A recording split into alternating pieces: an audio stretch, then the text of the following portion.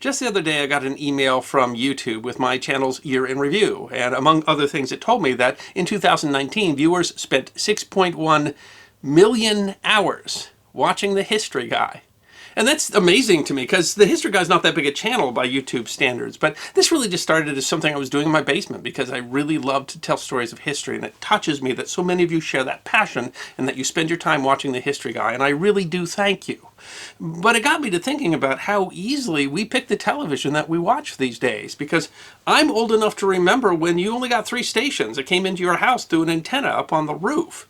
The technology of television has developed dramatically just in my lifetime, not even counting all the things that took it up to that point. And the development of that world-changing technology required the convergence of dozens of different kinds of technology and dozens of inventors, some of them famous and some of them relatively forgotten. And it is certainly history that deserves to be remembered.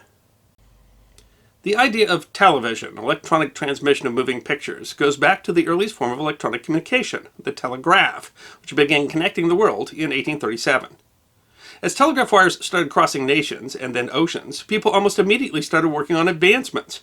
The ability to transmit spoken voice rather than just dots and dashes, the ability to transmit without wires, and surprisingly early, the ability to transmit pictures.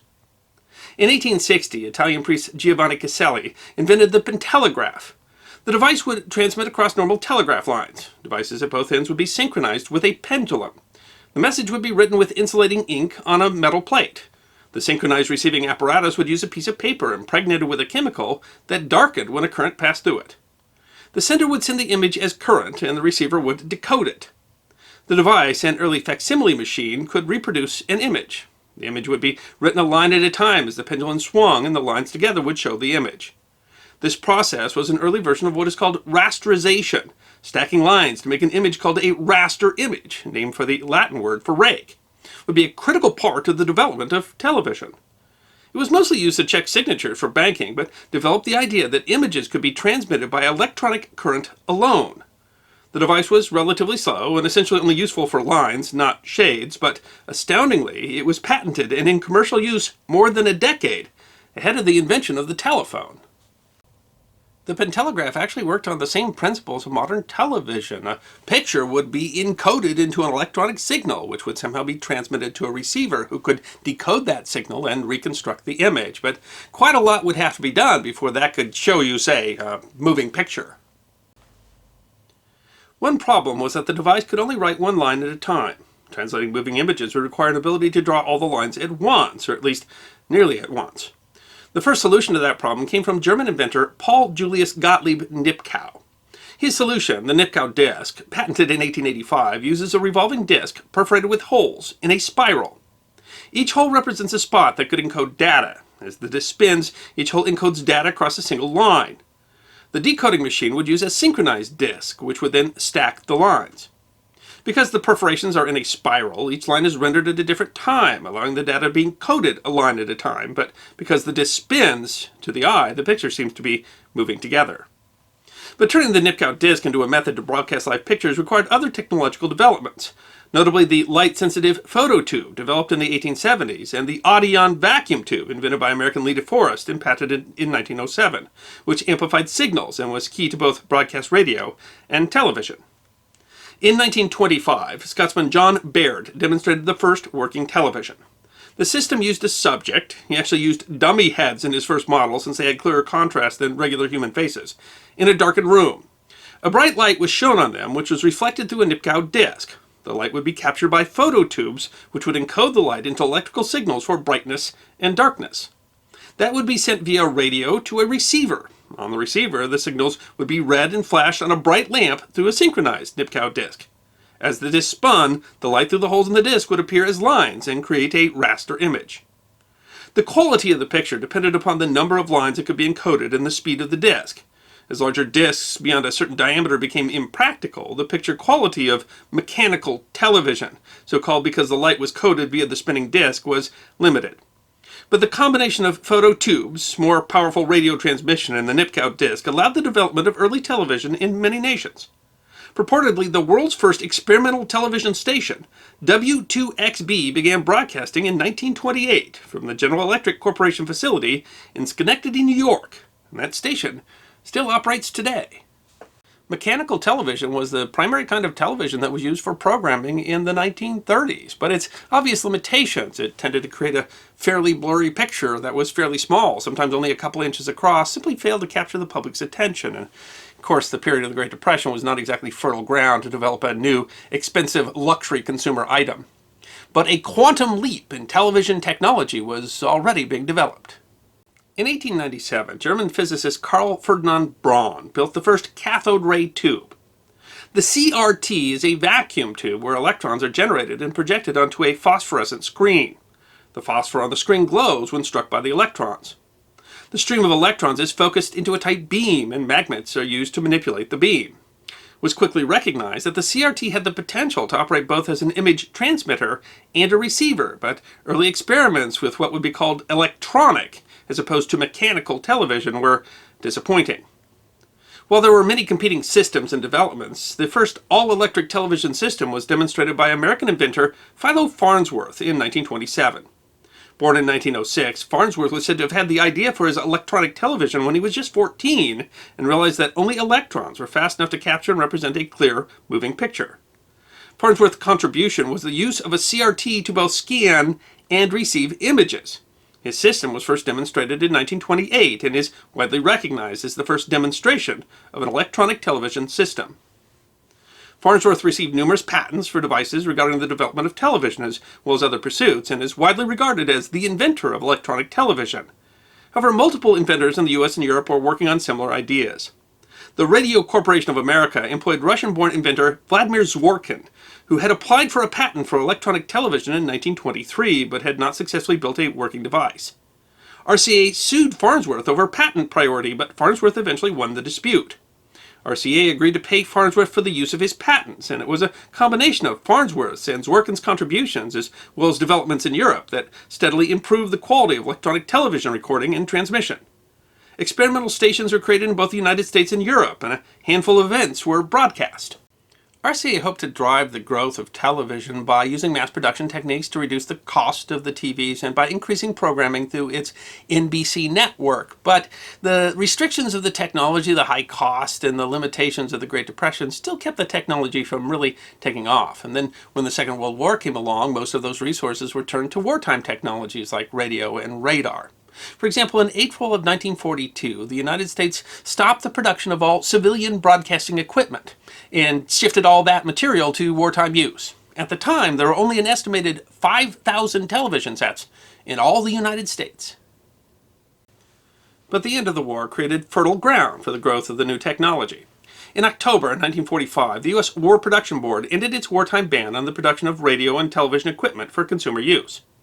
Wartime production had grown the U.S. economy substantially, and the U.S. enjoyed post-war prosperity. By 1947, there were about 44,000 TVs in the United States. By 1949, there were 940,000. By 1953, there were 20 million.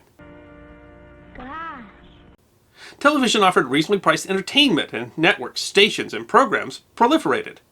As programming was supported by advertising, it was both affordable, and it drove the consumer culture that encouraged buying consumer items like televisions.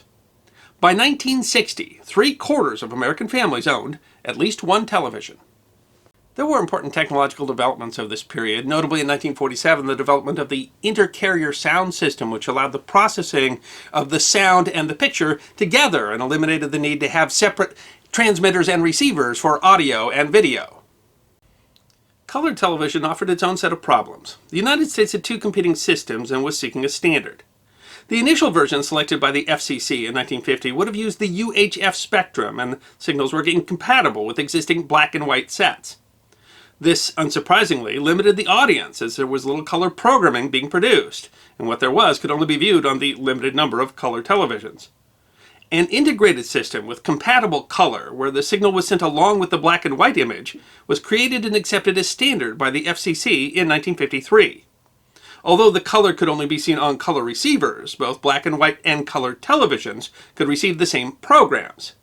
Still, high cost and limited programming limited the appeal of color sets, and color televisions did not start outselling black and white televisions until the 1970s. One issue with CRT television is that the tube requires distance for the electron guns to project. Initial designs for flat screens that render the signal differently were proposed as early as the 1960s, but were not commercially available until the 1980s. The displays were first used in devices like video recorders, where the portability of the screen was most important, but over time were developed into highly capable and large television sets. Because they did not require the depth of a CRT, screens could now be built into telephones or hung on walls. In a liquid crystal display TV, the TV has a bright backlight and tiny liquid crystals are rotated in front of the light. Using polarized filters, the crystals control the color and intensity of the light they let through, building a picture made of pixels. Newer LED TVs work using essentially the same method, but are backlit using light-emitting diodes. Perhaps the largest transformation in television broadcasting in recent years has been the advent of digital television. With analog TV, following frequency guidelines set way back in the 1940s, a station sends a signal along a radio frequency. The programming is coded into the signal via variance in amplitude. Digital television instead converts the signal into binary bits. Digital signals are higher quality, and they more accurately represent the picture and do not degrade over distance. Digital is also more efficient, requiring less bandwidth to send a signal. Digital television was not made practical until the 1990s, when digital compression technology was developed to radically decrease the bandwidth from that which was needed for uncompressed digital video. Compressed digital television has made high-definition television, with much higher levels of resolution than previously available, practical. The decreased bandwidth required prompted a worldwide effort to move broadcast television to digital, allowing greater use of the airwaves. The problem is that existing broadcast televisions, a disproportionate number of which are still held by people with lesser financial means, cannot read a digital signal and require either the addition of a digital to analog converter box or a new television. The digital conversion would seem to affect a small population in the United States, as estimates are that only about 10% of the population relied on broadcast or antenna-based television in 2014. Still, the U.S. is not expecting to complete the digital transition and shut off all analog television broadcasting until 2021. Originally, television was mostly broadcast, that is, sent over radio frequencies.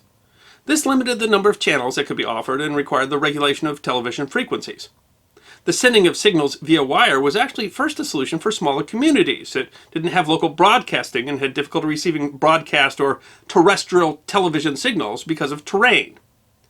Pay cable service was available in the United States in the 1950s, but cable's growth was limited as broadcast television was supported by advertising and thus free. Moreover, the networks opposed cable as a competitor and convinced the FCC to intervene and create regulations that required cable to carry local programming and kept cable out of urban markets where it would compete with broadcast TV. In 1972, the rules were loosened to allow cable to carry distant programming, and Time Incorporated created a network on the U.S. East Coast called Home Box Office that offered movies and special event programming on a pay-per-view basis. When the FCC allowed television signals to be transmitted via satellite in 1975, HBO took advantage of the ruling. Local cable operators could get programming via satellite from dish antennas and distribute to customers via cables. A federal district court decision in 1977 ruled that the FCC did not have authority to regulate cable TV to protect the networks, and many barriers dropped. Further deregulation occurred under the Reagan administration in the 1980s, and by 1985, cable had more than 40 million subscribers in the United States. Cable TV subscription peaked in the year 2000 at about 68 million subscribers, but now faces competition from satellite and telephone service providers, and the amount of cable subscribers is in the decline. The development of the television is strikingly dynamic. There are at least a dozen inventors that can make a fair claim to be called the inventor of television. And new television technologies have changed so quickly that they often barely even resemble the technology from just a few years previous. And if you ever in your life shelled out a lot of money for a projection screen TV, you know exactly what I'm talking about. Today, the line between television and computers has really blurred, as you can now watch television over internet protocols, as smart TVs can access the internet, and as television content can be stored on a server and then played on demand. And that has reduced the demand for some traditional television technologies. For example, the number of people who subscribe to cable has steadily declined since the year 2000. And the ability to watch television on your smartphone or on your tablet has actually reduced the need for televisions in the United States, which went from an average of 2.6 per household in 2009 to 2.3 per household in 2015. Meanwhile, the market research group Nielsen says that in 2018, the average American spent 11 hours a day interacting with the media, down from 9.5 hours just 4 years previously in 2014, as television time and computer time and social media time have all kind of melded together to be this thing that we call screen time.